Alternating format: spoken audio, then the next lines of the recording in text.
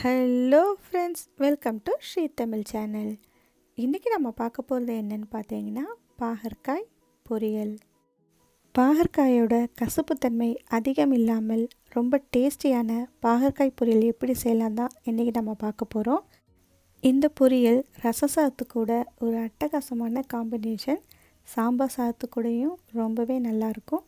வாங்க இதை எப்படி செய்யலான்னு பார்க்கலாம். ஒரு 300 கிராம் பாகற்காயை உள்ளே இருக்க விதையெல்லாம் நீக்கிட்டு இந்த மாதிரி பொடி பொடியாக கட் பண்ணி எடுத்துக்கோங்க. அடுத்து ஒரு பேனில் 2 டேபிள் ஸ்பூன் எண்ணெய் சேர்த்துக்கோங்க. எண்ணெய் லேசாக சூடானதும் ஒரு பெரிய சைஸ் வெங்காயத்தை நல்லா பொடியாக கட் பண்ணி சேர்த்துக்கோங்க. கொஞ்சமாக கருவேப்பிலை சேர்த்துக்கோங்க. ஒரு 3 பல் பூண்டை லேசாக தட்டி சேர்த்துக்கோங்க. வெங்காயம் லேசாக வதங்கி கண்ணாடி பதம் வர ஆரம்பித்ததும் ஒரு சின்ன சைஸ் தக்காளியை பொடியாக நறுக்கி சேர்த்துக்கோங்க.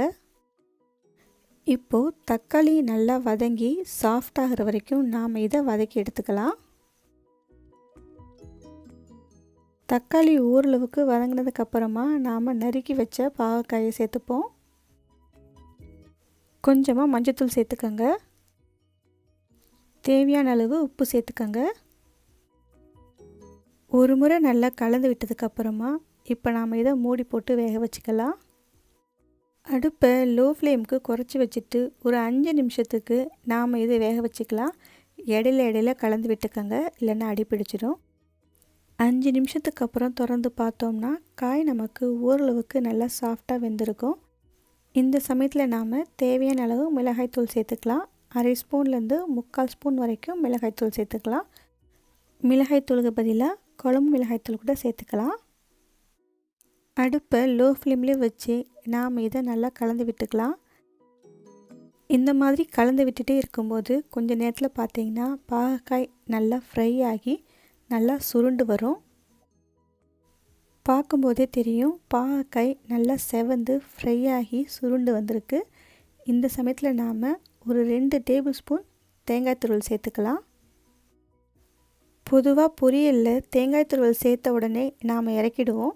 ஆனால் பாகக்காய் பொரியலுக்கு தேங்காய் துருவல் சேர்த்து இன்னும் ஒரு 5 நிமிஷம் நல்லா ஃப்ரை பண்ணி எடுத்துக்கோங்க.